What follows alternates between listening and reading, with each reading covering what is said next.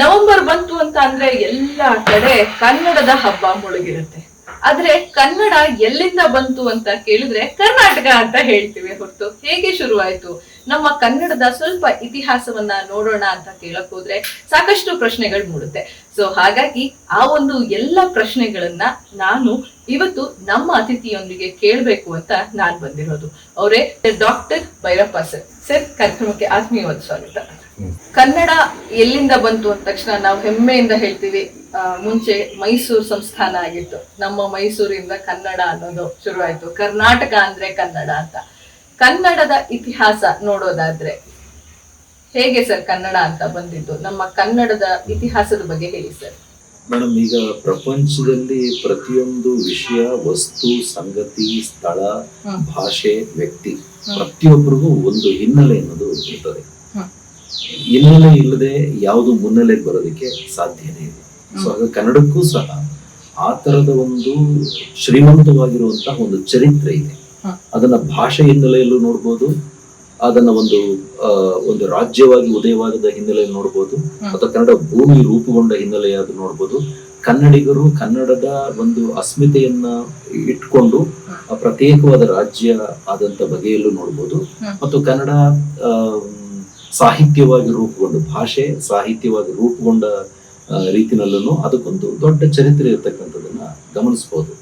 ಈ ಕನ್ನಡ ಅನ್ನುವಂತ ಒಂದು ಪದನೇ ಕರ್ನಾಟ ಅನ್ನುವಂತ ಒಂದು ಪದಕ್ಕೆ ಕಾರಣ ಆಗಿದೆ ಅಂತ ಹೇಳ್ತಾರೆ. ಹಲವಾರು ವಿದ್ವಾಂಸರು ಕನ್ನಡದಿಂದ ಕರ್ನಾಟಕ ಬಂದಿದೆ ಅಂತ ಕೆಲವರು ಹೇಳ್ತಾರೆ. ಇಲ್ಲ ಕರ್ನಾಟಕ ಅನ್ನೋದು ಕನ್ನಡ ಆಗಿದೆ ಅಂತಾನು ಹಲವಾರು ವಿದ್ವಾಂಸರು. ಈ ಕುರಿತು ಕನ್ನಡ ಭಾಷೆ ಹೇಗುಟ್ಟು, ಕನ್ನಡ ಸಾಹಿತ್ಯ ಹೇಗುಟ್ಟು, ಕನ್ನಡದಲ್ಲಿ ಈ ತರದೊಂದು ಸಾಂಸ್ಕೃತಿಕ ಪರಂಪರೆ ಇಷ್ಟು ಶ್ರೀಮಂತವಾಗಿರೋದಕ್ಕೆ ಚರಿತ್ರೆಯಲ್ಲಿ ಏನೇನೆಲ್ಲ ದಾಖಲೆಗಳಿದೆ ಅಂತ ಹುಡುಕಿ ಬಹಳಷ್ಟು ಕೆಲಸಗಳಾಗಿದೆ. ಇದನ್ನ ಸುಮಾರು 19ನೇ ಶತಮಾನದ ಆರಂಭದಿಂದ ನಮ್ಮ ಗೋವಿಂದ ಪೈ, ಅದಕ್ಕಿನ್ನೂ ಹಿಂದೆ ಇದ್ದಂತಹ ಹಲವಾರು ಪಾಶ್ಚಾತ್ಯ ವಿದ್ವಾಂಸರಿಂದ ಕನ್ನಡದ ಬಗ್ಗೆ ಹುಡುಕಾಟವನ್ನ, ಅದರ ಚರಿತ್ರೆಯನ್ನು ಹುಡುಕುವಂತ ಪ್ರಯತ್ನವನ್ನ ಮಾಡಿರ್ತಕ್ಕಂಥದ್ದು ಇದೆ. ಸೊ ಆ ಎಲ್ಲಾ ಒಂದು ಸಂಶೋಧನೆಗಳನ್ನ ನಾವು ಮನಸ್ಸಲ್ಲಿ ಇಟ್ಕೊಂಡು ನಾವು ಹಿಂದೆ ತಿರುಗಿ ನೋಡಿದ್ರೆ ಕನ್ನಡ ಎಲ್ಲಿಂದ ಆರಂಭ ಆಯಿತು? ಇಡೀ ನಮ್ಮ ಭಾರತದಲ್ಲಿ, ಪ್ರಪಂಚದಲ್ಲಿ ಸ್ಥಳೀಯವಾಗಿ ಅವರವರಿಗೆ ಆಗಿರ್ತಕ್ಕಂಥ ಮಾತೃಭಾಷೆಗಳಿದಾವೆ. ಈಗ ನಮ್ಮ ಕನ್ನಡಿಗರಿಗೆ ನಮ್ಮದೇ ಆಗಿರ್ತಕ್ಕಂಥ ಒಂದು ಮಾತೃಭಾಷೆ ಇದೆ. ಇದಕ್ಕೊಂದು ತಾಯಿ ಬೇರು ಅನ್ನೋದಿರ್ಬೇಕಲ್ಲ, ಆರಂಭವಾಗಿರ್ತಕ್ಕಂಥ ಒಂದು ಬೇರು ಇರ್ಬೇಕಲ್ಲ. ಸೊ ಅದನ್ನ ಹುಡುಕ್ತಾ ಹೋದಾಗ ನಮಗೆ ಗೊತ್ತಾಗಿದ್ದ ಸತ್ಯ ಏನಪ್ಪಾ ಅಂತಂದ್ರೆ, ಈ ಕನ್ನಡ ಭಾಷೆ ಅನ್ನುವಂಥದ್ದು ದ್ರಾವಿಡ ಭಾಷೆಯ ಒಂದು ಸಹೋದರ ಭಾಷೆ.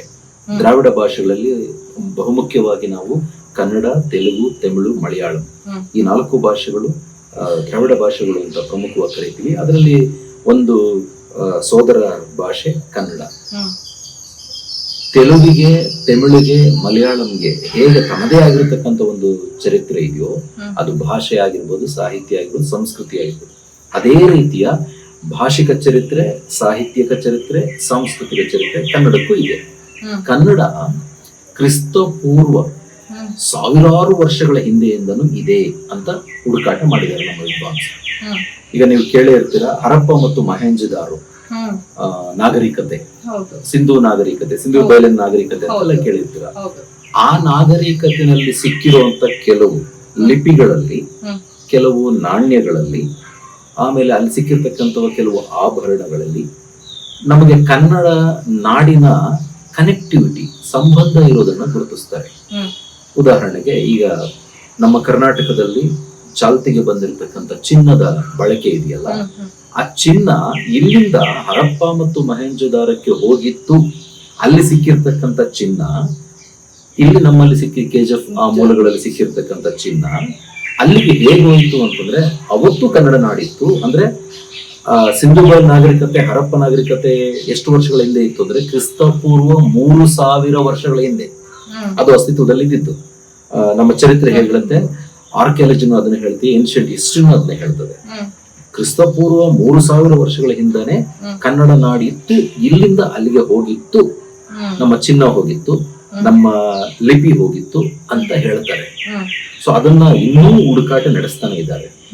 ಆಮೇಲೆ ಅಂದ್ರೆ ಹೇಗೆ ಹೋಯ್ತು ಅಲ್ಲಿಗೆ, ಹೇಗೋ ಹೋಗಿದೆ ಒಂದು, ಅದನ್ನ ನೀವು ಅದು ವ್ಯಾವಹಾರಿಕ ಹೋಯ್ತಾ ಅಥವಾ ಜನರ ಒಂದು ವಲಸೆ ಮೈಗ್ರೇಷನ್ ಆಗಿರುವಂತ ಕಾರಣಕ್ಕಾಗೋಯ್ತಾ, ಅಲ್ಲಿಂದ ಇಲ್ಲಿಗೆ ಬಂತ, ಇಲ್ಲಿಂದ ಅಲ್ಲಿಗೆ ಹೋಯ್ತಾ ಅನ್ನೋದ್ರ ಬಗ್ಗೆ ಬಹಳಷ್ಟು ಸಂಶೋಧನೆ ನಡೆದಿದೆ. ನಮ್ಮಲ್ಲಿ ಹಿರಿಯ ಸಂಶೋಧಕರು ನಾವು ಪ್ರಾತಸ್ಮರಣೀಯಾಗಿ ನೆನೆಸ್ಕೊಳ್ಳುವಂತ ಶಂಭಾ ಜೋಶಿ ಅಂತ ಇದ್ದಾರೆ.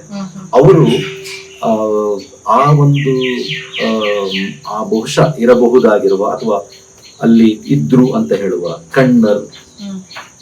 ಕನ್ನರು ಅಂತಕ್ಕಂಥ ಜನನೇ ಈ ಕನ್ನಡಿಗರು ಅಂತ ಹೇಳ್ತಾರೆ. ಸೊ ಅವಾಗ 3000 ವರ್ಷಗಳ ಕ್ರಿಸ್ತ ಪೂರ್ವ ನಮ್ಮ ಕನ್ನಡಿಗರು ಇದ್ರು ಅಂತ ಹೇಳ್ತಾರೆ. ಮತ್ತು ವೇದ ಮೊದಲಾದಂತಹ ಕೆಲವು ಗ್ರಂಥಗಳಲ್ಲಿ ಉಲ್ಲೇಖ ಆಗಿರತಕ್ಕಂತಹ ಕರ್ನಾಟ, ಈಗ ಮಹಾಭಾರತದ ಸಭಾ ಪರ್ವದಲ್ಲಿ ಉಲ್ಲೇಖ ಆಗುವಂತ ಕರ್ನಾಟ ಅನ್ನುವಂಥ ಪದವನ್ನು ಉಲ್ಲೇಖ ಮಾಡಿದ್ರೆ ಕ್ರಿಸ್ತ ಪೂರ್ವದ ಹಿಂದಕ್ಕಿಂದಲೂ ಕನ್ನಡಿಗರಿದ್ರು ಮತ್ತು ಕನ್ನಡ ಭಾಷೆ ಇತ್ತು ಅನ್ನುವಂಥ ಉಲ್ಲೇಖಗಳು ನಮಗೆ ಸಿಗ್ತವೆ. ಆಮೇಲೆ ನಮ್ಮ ಗೋವಿಂದ ಪೈ ಅಂತಕ್ಕಂಥ ವಿದ್ವಾಂಸರು ಸಂಶೋಧನೆಯನ್ನ ಮಾಡಿ ಗ್ರೀಕ್ ದೇಶದಲ್ಲಿ ಸಿಕ್ಕಿರುವಂತ ಆಕ್ಸಾರಿಂಕಸ್ ಅನ್ನುವಂಥ ಒಂದು ಪ್ಲೇಸ್, ಆ ಪ್ಲೇಸ್ ಅಲ್ಲಿ ಸಿಕ್ಕಿರ್ತಕ್ಕಂಥ ಪ್ಯಾಪಿರ್ರೆ ಅಂತಕ್ಕಂಥ ಒಂದು ಹಸ್ತಪ್ರತಿನಲ್ಲಿ ನಮ್ಮ ಈ ದಕ್ಷಿಣ ಕನ್ನಡ ಭಾಗದ ಕರಾವಳಿ ಕನ್ನಡಿಗರು ಅವ್ರು ಬಳಸ್ತಾ ಇದ್ದಂತಹ ಭಾಷೆ, ಅವ್ರು ಆಡ್ತಾ ಇದ್ದಂತಹ ಒಂದು ನಾಟಕದ ಕೆಲವು ಒಂದು ವಸ್ತು ಸಂಗತಿಗಳು ಆ ಗ್ರೀಕ್ ಟೆಕ್ಸ್ಟ್ ಅಲ್ಲಿ ಇದೆ ಅಂತ ಅಲ್ಲಿ ಕೆಲವು ಪದಗಳನ್ನು ತೆಗೆದು ಡಾಕ್ಯುಮೆಂಟ್ ಕೊಟ್ಟಿದ್ದಾರೆ. ಹಾಗಾದ್ರೆ ಗ್ರೀಕ್ ಭಾಷೆಗೆ ನಮ್ಮ ಕನ್ನಡ ಭಾಷೆ ಈ ಪದಗಳು ಓದಕ್ಕೆ ಹೇಗೆ ಸಾಧ್ಯ ಆಯ್ತು? ಬಹುಶಃ ಅಲ್ಲಿಂದ ಇಲ್ಲಿಗೆ, ಇಲ್ಲಿಂದ ಅಲ್ಲಿಗೆ ಕೆಲವು ವ್ಯವಹಾರಗಳು ನಡೆದಿರಬಹುದು, ವಲಸೆ ನಡೆದಿರಬಹುದು. ವ್ಯಾವಹಾರಿಕವಾಗಿ ಅಥವಾ ನಮ್ಮ ನಾಡು ಪ್ರಾಕೃತಿಕವಾಗಿ ಶ್ರೀಮಂತವಾಗಿದ್ದಂತಹ ಒಂದು ನಾಡಾಗಿದ್ದರಿಂದ ಇಲ್ಲಿನ ಸಂಪನ್ಮೂಲಗಳನ್ನ ಅಲ್ಲಿಗೆ ವ್ಯಾಪಾರಕ್ಕೆ ತಗೊಂಡು ಹೋಗೋದಾಗಿರ್ಬೋದು, ಅಲ್ಲಿ ಸಿಗ್ತಾ ಇದ್ದಂತಹ ಸಂಪನ್ಮೂಲಗಳನ್ನ ಇಲ್ಲಿ ತಗೊಂಡ್ಬರೋದಾಗಿರ್ಬೋದು. ಈ ತರ ಒಂದು ವ್ಯಾವಹಾರಿಕ ಸಂಬಂಧಗಳು ನಡೆದಿರಬಹುದಾದ ಸಾಧ್ಯತೆಗಳಿಂದ ಈ ರೀತಿಯ ಕನ್ನಡ ಪದಗಳು ಅಲ್ಲಿ ಸಿಕ್ಕೋದಕ್ಕೆ ಸಾಧ್ಯ ಆಗಿರೋದು ಅಂತ ಹೇಳ್ತಾರೆ. ಅದು ಕ್ರಿಸ್ತ ಪೂರ್ವಕ್ಕೆ ಸಂಬಂಧಪಟ್ಟಂತ ಸಂಗತಿಗಳು. ಈ ನಮಗೆ ಗ್ರೀಕ್ ಟೆಕ್ಸ್ಟ್ ಸಿಕ್ಕಿರ್ತಕ್ಕಂಥ ಕ್ರಿಸ್ತಪರ 1ನೇ ಶತಮಾನ. ಆದ್ರೆ ಅದಕ್ಕೂ ಹಿಂದೆ ನೀವು ಗಮನಿಸಿದ್ರೆ ಕರ್ನಾಟಕದ ಸಂಸ್ಕೃತಿ ಭಾಷೆ ಜೊತೆ ನಮ್ಮ ಭಾರತದ ಉತ್ತರ ಭಾರತದ ಅಶೋಕ ಸಾಮ್ರಾಟ್ ಆತನ ಕಾಲ ಕ್ರಿಸ್ತಪೂರ್ವ 3ನೇ ಶತಮಾನ. ನಾನು ಆಗಲೇ ಹೇಳಿದ್ದು ಕ್ರಿಸ್ತಪೂರ್ವ 3000 ಹರಪ್ಪನ್ ಕಲ್ಚರ್. ಈಗ 3ನೇ ಶತಮಾನಕ್ಕೆ ಬರ್ತಾ ಇದ್ದೀನಿ. ಆ 3ನೇ ಶತಮಾನದಲ್ಲಿ ಅಶೋಕ ಇಡೀ ಭಾರತವನ್ನ ಸಾರ್ವಭೌಮವಾಗಿ ಆಳ್ವಿಕೆ ಮಾಡ್ತಾ ಇದ್ದಂತ ದೊರೆ. ಆತ ಕಳಿಂಗ ಯುದ್ಧದ ನಂತರ ಇಲ್ಲ, ನಾನು ಈ ತರ ಹಿಂಸೆಯನ್ನು ಮಾಡಬಾರ್ದು, ನಾನು ಧರ್ಮ ಸಾಮ್ರಾಜ್ಯವನ್ನು ವಿಸ್ತರಣೆ ಮಾಡಬೇಕು ಅಂತ ಬೌದ್ಧ ಧರ್ಮವನ್ನು ಸ್ವೀಕರಿಸಿದ ಮೇಲೆ ಆತ ಬುದ್ಧರ ತತ್ವಗಳನ್ನ, ಧರ್ಮಗಳನ್ನ ಇಡೀ ಪ್ರಪಂಚದಾದ್ಯಂತ ವಿಸ್ತರಿಸಬೇಕು ಅಂತ ಕೆಲವರನ್ನ ಕಳಿಸ್ಕೊಡ್ತಾರೆ, ಧಮ್ಮದೂತರನ್ನ ಕಳಿಸ್ಕೊಡ್ತಾರೆ. ಸೊ ಹಾಗೆ ಅದನ್ನ ಮಿಷನರೀಸ್ ಅಂತ ನಾವು ಇಂಗ್ಲಿಷ್ ಅಲ್ಲಿ ಕರಿಬಹುದು.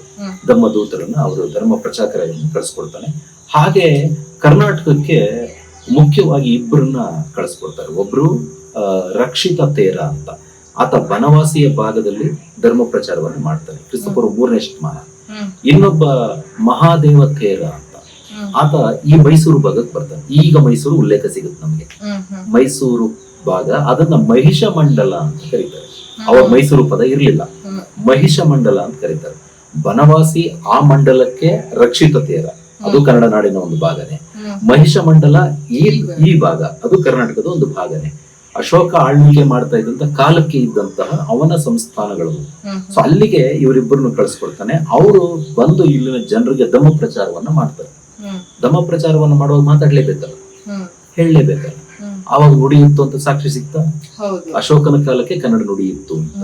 ಆತ ಏನ್ ಮಾಡ್ತಾನೆ, ಈ ತರ ಧರ್ಮ ಪ್ರಚಾರವನ್ನ ದೂತರ ಮುಖಾಂತರ ಮಾಡಿಸಿದ್ದು ಮಾತ್ರ ಅಲ್ಲದೆ ತಾನು ಹೇಳ್ಬೇಕಾಗಿರುವಂತ ಮಾತುಗಳನ್ನ, ಈಗ ಆಡಿರ್ತಕ್ಕಂಥ ಮಾತು ಜನಗಳಿಗೆ ಪ್ರಚಾರ ಆಗ್ತಾ ಇರ್ತದೆ, ಒಂದು ಚಿರಸ್ಥಾಯಿ ಉಳಿಬೇಕು, ಅದಕ್ಕೆ ಬರವಣಿಗೆಯನ್ನು ತರಬೇಕು ಅಂತ ಮೊಟ್ಟ ಮೊದಲನೇ ಬಾರಿಗೆ ಅವನ ಶಾಸನಗಳನ್ನ ಹಾಕಿಸ್ತಾನೆ. ಕ್ರಿಸ್ತಪೂರ್ವ 3ನೇ ಶತಮಾನದಲ್ಲಿ ಅಶೋಕ ಭಾರತದಾದ್ಯಂತ ಹಲವಾರು ಶಾಸನಗಳನ್ನ ಹಾಕಿಸ್ತಾನೆ. ಹಾಗೆ ಹಾಕ್ಸಿರ್ತಕ್ಕಂಥ ಶಾಸನಗಳಲ್ಲಿ ಕರ್ನಾಟಕದಲ್ಲಿ ಹಲವಾರು ಶಾಸನಗಳು, ಬಹುಮುಖ್ಯ ಶಾಸನಗಳು ನಮಗೆ ಮಸ್ಕಿನಲ್ಲಿ ಸಿಕ್ಕಿವೆ. ಚಿತ್ರದುರ್ಗ ಮತ್ತು ರಾಯಚೂರು ಈ ಭಾಗದಲ್ಲಿ ನಮಗೆ ಅಶೋಕನ ಶಾಸನಗಳು ಸಿಕ್ಕಿವೆ. ಅಶೋಕನ ಶಾಸನಗಳಲ್ಲಿ ಸಿಕ್ಕಿರುವಂತಹ ಅಲ್ಲಿ ಬರೆದಿರ್ತಕ್ಕಂಥ ಬರವಣಿಗೆಯಲ್ಲಿ ಕನ್ನಡದ ಕೆಲವು ಸ್ಥಳೀಯ ಪದಗಳನ್ನು ಸಹ ಬಳಕೆ ಮಾಡಿದ್ದಾರೆ. ಅಶೋಕ ಶಾಸನದಲ್ಲಿ ಬಳಸಿದ ಭಾಷೆ ಯಾವುದಂತಂದ್ರೆ ಅವನ ಅಡ್ಮಿನಿಸ್ಟ್ರೇಟಿವ್ ಲ್ಯಾಂಗ್ವೇಜ್ ಅಂತ ನಾವು ಕರೆಯೋದು, ಆಡಳಿತ ಭಾಷೆ ಪ್ರಾಕೃತ ಆಗಿತ್ತು. ಸೊ ಆ ಪ್ರಾಕೃತ ಭಾಷೆನಲ್ಲಿ ಆತ ಬಳಸ್ದ. ಪ್ರಾಕೃತದ ಹಲವಾರು ಭೇದಗಳಿದೆ, ಅದು ಪಾಳಿನೂ ಒಂದು, ಅವೆಲ್ಲವನ್ನು ಸೇರಿನ ಪ್ರಾಕೃತ ಅಂತ ಕರೆಯೋದು. ಸೊ ಆ ಭಾಷೆ ಅದು ಜನಭಾಷೆ, ಅದು ಅವತ್ತಿನ ಜನರು ಆಡ್ತಾ ಇದ್ದಂತ ಭಾಷೆ. ಅದಕ್ಕೆ ಎಲ್ರಿಗೂ ಗೊತ್ತಾಗ್ಲಿ ಅಂತ ಹೇಳ್ಬಿಟ್ಟು ಅವನು ಆ ಭಾಷೆನಲ್ಲಿ ಶಾಸನಗಳನ್ನ ಹಾಕ್ತಾನೆ. ಅದರಲ್ಲಿ ನಮ್ಮ ಕರ್ನಾಟಕಕ್ಕೆ ಸಂಬಂಧಪಟ್ಟಂತ ಹಲವಾರು ಸಂಗತಿಗಳಿದಾವೆ. ಕನ್ನಡ ಭಾಷೆಯ ಕೆಲವು ಪದಗಳಿದಾವೆ. ಅದರಲ್ಲಿ DL ನರಸಿಂಹಾಚಾರ್ಯ ಅವರು ಒಂದು ಪದನ ಹುಡುಕಿ ಇಸಿಲಾ ಅಂತ.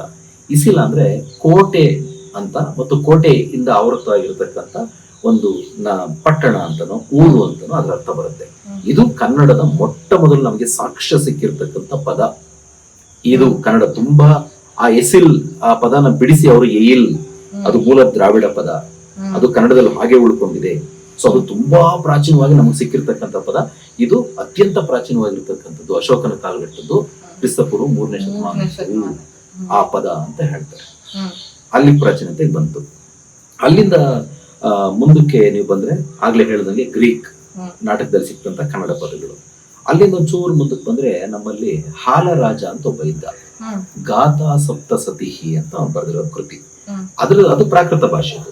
ಅದರಲ್ಲಿ ಪೊಟ್ಟ ತೀರು ಅನ್ನುವಂತ ಕೆಲವು ಪದಗಳನ್ನ ಬರೆದಿದ್ದಾನೆ, ಉಲ್ಲೇಖ ಮಾಡಿದ್ದಾನೆ. ಆ ಪದಗಳು ಮೂಲತಃ ಕನ್ನಡ ಭಾಷೆಯವು ಅಂತ ವಿದ್ವಾಂಸರು ಉಲ್ಲೇಖ ಮಾಡಿ, ಸೊ ಅವಾಗಲೂ ಕನ್ನಡ ಇತ್ತು, ಕನ್ನಡ ಭಾಷೆ ಇತ್ತು ಅಂತ ಹೇಳ್ತಾರೆ. ಅಲ್ಲಿಂದ ಒಂಚೂರು ಮುಂದಕ್ಕೆ ಬಂದ್ರೆ ನಮಗೆ ಕನ್ನಡದ ಮೊಟ್ಟ ಮೊದಲ ಕೃತಿ ಅಂತ ನಾವು ಕರೆಯುವ ಕವಿರಾಜ ಮಾರ್ಗ ಸಿಗುತ್ತೆ. ಕವಿರಾಜ ಮಾರ್ಗ ನಮಗೆ ಕನ್ನಡದ ನಿಜವಾದ ಚರಿತ್ರೆಯನ್ನ ಅರ್ಥ ಮಾಡ್ಕೊಳ್ಳಿಕ್ಕೆ, ಕನ್ನಡದ ವಿವೇಕವನ್ನ ಅರ್ಥ ಮಾಡ್ಕೊಳ್ಳೋದಕ್ಕೆ, ಕನ್ನಡದ ಗುರುತುಗಳನ್ನ ಅರ್ಥ ಮಾಡ್ಕೊಳ್ಳೋದಕ್ಕೆ ಒಂದು ಅಧಿಕೃತವಾಗಿರತಕ್ಕಂಥ ಪಠ್ಯ ಅದು ಕವಿರಾಜ ಮಾರ್ಗ ಕೃತಿ. ಅದನ್ನ ಬರೆದಿರತಕ್ಕಂಥದ್ದು ಶ್ರೀ ವಿಜಯ ಅಂತ ಹೇಳ್ತಾರೆ. ಆಮೇಲೆ ಅಲ್ಲ ಅಮೋಘ ವರ್ಷ ನೃಪತುಂಗ ರಾಜ ಬರೆದಿದ್ದು ಅಂತ ಕೆಲವರು ಆರ್ಗ್ಯುಮೆಂಟ್ ಮಾಡ್ತಾರೆ. ಈಗ ನಮ್ಗೆ ಯಾಕೆ ಕವಿರಾಜ ಮಾರ್ಗಕಾರ ಅನ್ಬೇಡ, ಕವಿರಾಜ ಮಾರ್ಗಕಾರ ಬರೆದಿರೋದು ಕವಿರಾಜ ಮಾರ್ಗ ಅಂತ ಹೇಳಿ. ಅದರಲ್ಲಿ ಕನ್ನಡ ನಾಡು ಎಲ್ಲಿಂದ ಎಲ್ಲಿವರೆಗೂ ಇತ್ತು ಅಂತ ಆತ ಉಲ್ಲೇಖವನ್ನು ಮಾಡ್ತಾನೆ. ಕಾವೇರಿಯಿಂದ ಗೋದಾವರಿ ವರನಿರ್ಪ ನಾಡದಂದ್ರೆ ಅರ್ಧ ಅಂದ್ರ ಕಾವೇರಿ ನಮ್ಮ ಇಲ್ಲಿಂದ ಸ್ಟಾರ್ಟ್ ಆಗುತ್ತೆ. ಕಾವೇರಿಯಿಂದ ಗೋದಾವರಿ ವರನಿರ್ಪ ನಾಡದ ಕನ್ನಡದೊಳು ಭಾವಿಸಿದ ಜನಪದಂ ವಸುಧಾವಲಯ ವಿಲೀನ ವಿಷದ ವಿಷಯ ವಿಶೇಷಂ ಅಂತ. ಇಷ್ಟು ವಿಸ್ತಾರವಾಗಿರ್ತಕ್ಕಂಥ ಒಂದು ನಾಡಿನಲ್ಲಿ ನೆಲೆಸಿರ್ತಕ್ಕಂಥ ಜನಪದರು ನೋಡಿ. ಅವತ್ತು ನಗರಗಳು ಅಂತೇನು, ಈ ಪಟ್ಟಣಗಳಂತ ಜನಪದ ಅಂತಾನೆ ಅಲ್ಲಿರ್ತಕ್ಕಂಥ ಜನರ ಬದುಕು ಇವೆಲ್ಲ ಸೇರಿ ಆತರ ವಿಸ್ತಾರವಾಗಿ ಭೂಮಂಡಲ ಕರ್ನಾಡು ಇತ್ತು ಅಂತ ಆತ ಹೇಳ್ತಾನೆ. ಹೆಮ್ಮೆಯಿಂದ ಅದನ್ನು ದಾಖಲಿಸ್ತಾನೆ. ಅಷ್ಟು ಮಾತ್ರ ಅಲ್ಲ, ಕನ್ನಡ ಭಾಷೆ ಅದರ ಚರಿತ್ರೆ ಎಷ್ಟು ಶ್ರೀಮಂತವಾಗಿತ್ತು, ಅದು ಬರವಣಿಗೆಗೂ ಬರೋದಕ್ಕಿಂತ ಮುಂಚೆ ಜನರ ನಾಲಿಗೆಗಳ ಮೇಲೆ ಇತ್ತು ಅಂತ ಅವ್ನು ಬಹಳ ಚೆನ್ನಾಗಿ ಬರ್ತಾನೆ. ಪದನರಿದು ನುಡಿಯಲು ನುಡಿದುದನ್ನು ಅರಿತು ಆರಯಲು ಆರ್ಪರ್ ಆ ನಾಡವರ್ಗಳು ಚದುರರ್ ನಿಜದಿ ಕುರಿತು ಓದದೆಯು ಕಾವ್ಯ ಪ್ರಯೋಗ ಪರಿಣತ ಮತಿಗಳಂತ. ಎಷ್ಟು ಸೊಗಸಾಗಿದೆ ಇದು ಅಂತಂದ್ರೆ, ಜನ ಅವತ್ತು ನಮ್ಮ ಕನ್ನಡ ನಾಡಿನ ಜನ, ನೀವು ಹೊಲದಲ್ಲಿ ಕೆಲಸ ಮಾಡ್ತಾ ಇರ್ತಕ್ಕಂಥ ಸಾಮಾನ್ಯ ಜನ ಆಗಿರ್ಬೋದು, ಪದನರಿತು ನುಡಿಯಲು ಯಾವ್ದಾದ್ರು ಒಂದು ಸಂಗತಿಯನ್ನ, ಸಂದರ್ಭವನ್ನ, ಅದರ ಹದವನ್ನ ಅರ್ಥ ಮಾಡ್ಕೊಂಡು ಮಾತಾಡ್ತಿದ್ರಂತೆ. ನುಡಿದುದನ್ ಅರಿತು ಆರೆಯಲು, ಯಾರಾದ್ರೂ ಮಾತನಾಡಿದ್ರೆ ಅದೇನ್ ಮಾತಾಡ್ತಿದ್ದಾರೆ ಅಂತ ಅರ್ಥನ ತಿಳ್ಕೊಂಡು ತಿಳಿಸೋ ಅಂತ ಆಗ್ಲೇ ಸರ್ ಹೇಳ್ದಂಗೆ, ಸೊ ಅದನ್ನ ಮುಟ್ಟುವ ಹಾಗೆ, ತಟ್ಟುವ ಹಾಗೆ, ಅರ್ಥ ಬಿಡಿಸಿ ಹೇಳುವ ಹಾಗೆ ಅದನ್ನ ಹೇಳ್ತಾ ಇದ್ರು. ಆಶ್ಚರ್ಯ ಆಗತ್ತ ಅವನಿಗೆ, ಆ ಕವಿಗೆ. ನಿಜದಿಮ್ ಅಂತ ಅದನ್ನ ಸ್ಟ್ರೆಸ್ ಮಾಡ್ತಾರೆ. ನಿಜದಿಮ್, ಸತ್ಯವಾಗ್ಲೂ ಹೇಳ್ತಾ ಇದ್ದೀನಿ ನಾನು. ಈ ಜನ ಎಂತವ್ರಿ ಅಂತಂದ್ರೆ, ಕುರಿತು ಓದದೆಯು ಕಾವ್ಯ ಪ್ರಯೋಗ ಪರಿಣತ ಮತಿಗಳ, ಕೂತ್ಕೊಂಡು ಅಥವಾ ಅಧ್ಯಯನ ಮಾಡದೆ ಅಥವಾ ಇದಕ್ಕೆ ವಿಶೇಷವಾಗಿ ಪರಿಣಿತಿಯನ್ನು ತಗೊಂಡು ಕಲಿದೆ ಕಾವ್ಯ ಪ್ರಯೋಗ ಪರಿಣತ ಮತಿಗಳನ್ನ ಅಂತ ಹೇಳ್ತಾರೆ. ಅಂದ್ರೆ ಜನ ಎಷ್ಟು ಸೊಗಸಾಗಿ ಅವರ ಆಡುವ ಮಾತು ಸಾಹಿತ್ಯ ಆಗ್ತಾ ಇತ್ತು. ಅವರ ಆಡುವ ಮಾತು ಒಂದು ಎನ್ಲೈಟನ್ಮೆಂಟ್ ಮಾಡ್ಬಿಡ್ತಾ ಇತ್ತು, ಜ್ಯೋತಿ ತರ ಕಾಣಿಸ್ತಾ ಇತ್ತು. ಕುರಿತು ಕಾವ್ಯ ಪ್ರಯೋಗ ಪರಿಣತ ಮತಿಗಳು, ಕಾವ್ಯ ಪ್ರಯೋಗವನ್ನು ಅವರ ನುಡಿಗಳಲ್ಲೇ ಆ ತರದ ಮಾತುಗಳು ಬರ್ತಾ ಇದ್ವು. ಪರಿಣತ ಮತಿಗಳು, ಪರಿಣಿತರು, ಎಕ್ಸ್ಪರ್ಟ್ಸ್, ಅವರು ಜ್ಞಾನಿಗಳಾಗಿದ್ದಂಥವ್ರು. ಸೊ ಅದನ್ನು ಎಷ್ಟು ಚೆನ್ನಾಗಿ ಅವನು ಹೇಳ್ತಾ ಇದ್ದ ಅಂತಂದ್ರೆ, ಅಷ್ಟು ನಮ್ಮಲ್ಲಿ ಶ್ರೀಮಂತವಾಗಿದ್ದಂತ ಭಾಷೆ ಇತ್ತು, ಸಾಹಿತ್ಯನೂ ಇತ್ತು, ಸಂಸ್ಕೃತಿನೂ ಇತ್ತು, ಜನರು ಇದ್ರು ಅಂತ ಆತ ಹೇಳ್ತಾ ಇರ್ತಕ್ಕಂಥದ್ದು 8ನೇ ಶತಮಾನ, ಕ್ರಿಸ್ತ ಶಕ 8ನೇ ಶತಮಾನ. ಈ ಟೆಕ್ಸ್ಟ್ ಕವಿರಾಜ ಮಾರ್ಗ ತರ ಬಂದಿರತಕ್ಕಂಥದ್ದು. ಅವನು ಆಗ ಉಲ್ಲೇಖ ಮಾಡ್ತಾ ಇದ್ದಾನೆ ಅಂದ್ರೆ, ಅವನು ಆ ಕಾಲಕ್ಕೆ ಉಲ್ಲೇಖ ಅಂತ ಇದ್ರು ಅಂತ ಹೇಳ್ತಾ ಇದ್ದಾನೆ ಅಂತಂದ್ರೆ, ಇದ್ರು ಅಂದ್ರೆ ನೀವು ಹಿಂದಕ್ಕಿಂತ ಎಷ್ಟು ವರ್ಷಗಳಿಂದ ಬಂದಿರ್ಬೋದು ಹೆಚ್ಚು. ಅಂದ್ರೆ ಸಾಹಿತ್ಯ, ಕನ್ನಡ ಭಾಷೆ ಸಾಹಿತ್ಯ ಅಷ್ಟು ಶ್ರೀಮಂತವಾಗಿ ಹಿಂದಕ್ಕಿತ್ತು ಅಂತ ಅವನು ಹೇಳ್ತಾ ಇದ್ದಾನೆ. ಈಗ ಬೆಳಗಾನೆ ನಾನೆದ್ದು ಯಾರ್ಯಾರ ನೆನೆಯಲ್ಲಿ ಎಳ್ಳು ಜೀರಿಗೆ ಬೆಳೆಯುವ ಭೂಮಿ ತಾಯಿ ಎದ್ದೊಂದು ಗಳಿಗೆ ನೆನೆದೇನ ಯಾರು ಬರ್ದಿದಂತ ಇದ್ರೂ ಗೊತ್ತಿಲ್ಲ. ಜನಪದರ ನಾಲಿಗೆ ಅಂದ್ರೆ ಎಲ್ಲರಿಗೂ ಗೊತ್ತು. ಎಲ್ರಿಗೂ ಗೊತ್ತು. ಹೌದು. ಜನಪದರ ನಾಲಿಗೆ ಮೇಲೆ ನಲುಗಾಡ್ತಾ ಇರತಕ್ಕಂತ ಒಂದು ನುಡಿ ಜ್ಯೋತಿಯ ತರ ಇದೆ ಅದು. ಹೌದು. ಸೊ ಅದನ್ನ ಇವತ್ ಬರೆದ್ರೆ ನೆನ್ನೆ ಬರೆದ್ರೆ ಗೊತ್ತಿಲ್ಲ. ಅದ್ರ ಕವಿರಾಜ್ ಮಾರ್ ಕೇಳ್ತಾನೆ, ಅವತ್ತಿಂದವ್ರು ಹಿಂಗ ಹಾಡ್ತಾ ಇದ್ರಿ, ಹಿಂಗ್ ಮಾತಾಡ್ತಾ ಇದ್ರಿ ಕಣ್ರಿ, ಅವ್ರು ಮಾತಾಡಿದ್ರೆ ಪರಿಣಿತಿ, ಅವ್ರು ಮಾತಾಡಿದ್ರೆ ಜ್ಯೋತಿ ಅಂತೆ ಬೆಳಗ್ತಾ ಇತ್ತು, ಎನ್ಲೈಟನ್. ಆ ತರ ಪರಸ್ಪರವಾಗಿ ಮಾತಾಡ್ಕೊಂಡು ಅವ್ರ ಬದುಕು, ಅವ್ರ ಭಾಷೆ, ಅವರ ಸಾಹಿತ್ಯ, ಅವರ ಸಂಸ್ಕೃತಿನೇ ಕನ್ನಡಮಯ ಈ ತರ ಆಗಿತ್ತು ಅಂತ ಆತ ಹೇಳ್ತಾನೆ, ಡಾಕ್ಯುಮೆಂಟ್ ಮಾಡ್ತಾನೆ. ಅಷ್ಟ್ ಮಾತ್ರ ಅಲ್ಲ, ಇದು ಓರಲ್ ಆಗಿರುವ ಅಂದ್ರೆ ಮೌಖಿಕವಾಗಿರ್ತಕ್ಕಂಥ ಈ ಚರಿತ್ರೆಯನ್ನು ಅವನು ಹೇಳಿ ನೆಕ್ಸ್ಟ್ ಟೆಕ್ಸ್ಟ್ಯೂಯಲ್ ಆಗಿರುವ ಲಿಟ್ರರಿ ಆಗಿರ್ತಕ್ಕಂಥ ಹಿಸ್ಟ್ರಿನೂ ಬರ್ತಾನೆ. ಅಲ್ಲ ಅವನೊಂದು 2 ಪದ್ಯದಲ್ಲಿ ಉಲ್ಲೇಖ ಮಾಡ್ತಾನೆ. ಅವತ್ತು ಕನ್ನಡದಲ್ಲಿ ಯಾರು ಗ್ರೇಟೆಸ್ಟ್ ಪೊಯೆಟ್ಸ್ ಇದ್ರು, ಗ್ರೇಟೆಸ್ಟ್ ರೈಟರ್ಸ್ ಇದ್ರು ಅಂತ ಉಲ್ಲೇಖ ಮಾಡ್ತಾನೆ. ವಿಮಲೋದಯ ನಾಗಾರ್ಜುನ ಕವಿ ಬಂಧು ವರ್ಮ ಆ ಒಂದು ಪದ್ಯ ಬರುತ್ತೆ. ಅಲ್ಲಿ ಅವನು ಹೇಳುವಂತ ಕವಿಗಳು ಮತ್ತೆ ಅವನು ಅಲ್ಲಿ ಹಾಗೆ ಉಲ್ಲೇಖ ಮಾಡ್ತಾ ಇರತಕ್ಕಂತ ಕವಿಗಳು ಮತ್ತು ಸಾಹಿತಿಗಳು, ಗ್ರಂಥಕರ್ತರು, ಇವರು ಕನ್ನಡದಲ್ಲಿ ಅವತ್ತು ತುಂಬಾ ಮಹತ್ವವಾಗಿರ್ತಕ್ಕಂಥ ಟೆಕ್ಸ್ಟ್ ಗಳನ್ನ, ಕೃತಿಗಳನ್ನ ಬರೆದಿದ್ರು ಅಂತ ಆತ ತನ್ನ ಪದ್ಯದಲ್ಲಿ ಉಲ್ಲೇಖ ಮಾಡ್ತಾನೆ. ಅಂದ್ರೆ ಅದರಲ್ಲಿ ಹಲವಾರು ಕೃತಿಗಳು ನಮ್ಗೆ ಇವತ್ತು ಸಿಕ್ಕಿಲ್ಲ, ಆದ್ರೆ ಇತ್ತು ಅನ್ನೋದಕ್ಕೆ ಸಾಕ್ಷ್ಯಗಳನ್ನ ಆ ಪದ್ಯಗಳು ನಮ್ಗೆ ಸಾಕ್ಷಿಯನ್ನ ಮುಂದೆ ತೋರಿಸ್ತಾ ಇರ್ತಕ್ಕಂಥದ್ದು ಗಮನಿಸಬಹುದು. ಸೊ ಹೀಗೆ 8ನೇ ಶತಮಾನಕ್ಕೆ ಶ್ರೀಮಂತವಾಗಿ ಕನ್ನಡ ಸಾಹಿತ್ಯ, ಭಾಷೆ, ಸಂಸ್ಕೃತಿ ಬೆಳೆದು ಬಂದಿತ್ತು. ನಮಗೆ ಆಧಾರವಾಗಿ ಸಿಗುವಂತದ್ದು ಅದರ ಹಿಂದೆ ಸಿಕ್ಕಿರುವಂತ ಕ್ರಿಸ್ತಶಕ 4-5ನೇ ಶತಮಾನದ ನಡುವೆ, ಅಂದ್ರೆ ಕ್ರಿಸ್ತಶಕ 450ರಲ್ಲಿ ನಮ್ಮ ಇದೇ ಹಾಸನ ಜಿಲ್ಲೆಯ ಬೇಲೂರು ಬಳಿ ಇರತಕ್ಕಂತ ಹಲ್ಮಿಡಿ ಶಾಸನ. ಅದು ಕನ್ನಡದ ಪ್ರಾಚೀನತೆಯನ್ನ ಹೇಳುವಂತಹ ಶಾಸನ. ಅದು ಅದನ್ನ ಹಲ್ಮಿಡಿ ಶಾಸನ ಅಂತ ಕರಿತೀವಿ. ನಮಗೆ ಅಧಿಕೃತವಾಗಿ ಕನ್ನಡ ಭಾಷೆ ಇರುವ ಮತ್ತು ಕನ್ನಡ ಭಾಷೆ ಸಂಸ್ಕೃತದೊಂದಿಗೆ ಬೆರೆತು ಶ್ರೀಮಂತವಾಗಿರುವ ಒಂದು ಉಲ್ಲೇಖಗಳು ಸಿಗುವಂತ, ಉದಾಹರಣೆಗಳು ಸಿಗುವಂತ ಶಾಸನ ಅದು. ಅಲ್ಲಿ ಬರ್ತದೆ ಹಲ್ಮಿಡಿ ಅಂತಕ್ಕಂಥ ಊರು, ಅದಕ್ಕೆ ಹಲ್ಮಿಡಿ ಶಾಸನ ಅಂತಾನೆ ಅದನ್ನು ಕರೆದಿದ್ದಾರೆ. ಆ ಶಾಸನವೇ ಕನ್ನಡದ ಮೊದಲು ನಮಗೆ ಅಧಿಕೃತವಾಗಿ ಸಿಕ್ಕಿರ್ತಕ್ಕಂಥ ಶಾಸನ ಅದು. ಅಶೋಕ ಹಾಕ್ಸಿದ ಭಾಷೆ ಪ್ರಾಕೃತ ಭಾಷೆ ಇತ್ತು, ಕನ್ನಡ ಪದಗಳು ಸಿಕ್ಕಿದ್ವು. ಇಲ್ಲಿ ಕನ್ನಡದ ರಾಜರು ಹಾಕ್ಸಿರ್ತಕ್ಕಂಥ ಶಾಸನ ಅದು. ಸೊ ಹಾಗಾಗಿ ಅದು ಕನ್ನಡದ ಮೊಟ್ಟ ಮೊದಲ ಶಾಸನ ಅಂತ ನಾವು ಕರಿತೀವಿ. ಕನ್ನಡದ ಮೊಟ್ಟ ಮೊದಲ ಕೃತಿ ಅಂತ 8ನೇ ಶತಮಾನದಲ್ಲಿ ದಕ್ಕಿರುವಂತ ಕವಿರಾಜ ಮಾರ್ಗ ಅಂತ ಕರಿತೀವಿ. ಅದಾದ್ಮೇಲೆ ವಡ್ಡಾರಾಧನೆ ಅನ್ನುವಂತ ಒಂದು ಕೃತಿ ಬರುತ್ತೆ. ಆ ವಡ್ಡಾರಾಧನೆ ಜೈನ ಧರ್ಮದ ಕಥೆಗಳನ್ನ ಹೇಳುವಂತ ಒಂದು, ಅದು ಮೂಲ ಸಂಸ್ಕೃತ ಮೂಲದ, ಪ್ರಾಕೃತ ಮೂಲದ ಕೃತಿಯನ್ನು ಆಧರಿಸಿರುವಂತಹ ಕನ್ನಡದ ಕೃತಿ. ಅದು ಶಿವಕೋಟ್ಯಾಚಾರ್ಯ ಬರೆದಿರೋದು ಅಂತ ವಿದ್ವಾಂಸರು, ಅದ್ರ ಬಗ್ಗೆ ಬ್ರಾಜಷ್ಣು ಬರೆದಿದ್ದ, ಶಿವಕೋಟ್ಯಾಚಾರ್ಯ ಬರೆದಿದ್ದ ಅನ್ನೋದ್ರ ಬಗ್ಗೆ ದೊಡ್ಡ ಚರ್ಚೆಗಳಿದೆ. ಅದೇನಾದ್ರೂ ಆಗ್ಲಿ, ವಡ್ಡಾರಾಧನೆ ಅಂತಕ್ಕಂಥ ಒಂದು ಕೃತಿ ಅದು ಅನುವಾದಿತ ಕೃತಿಯಾಗಿ ಬಂದಿರತಕ್ಕಂಥದ್ದು.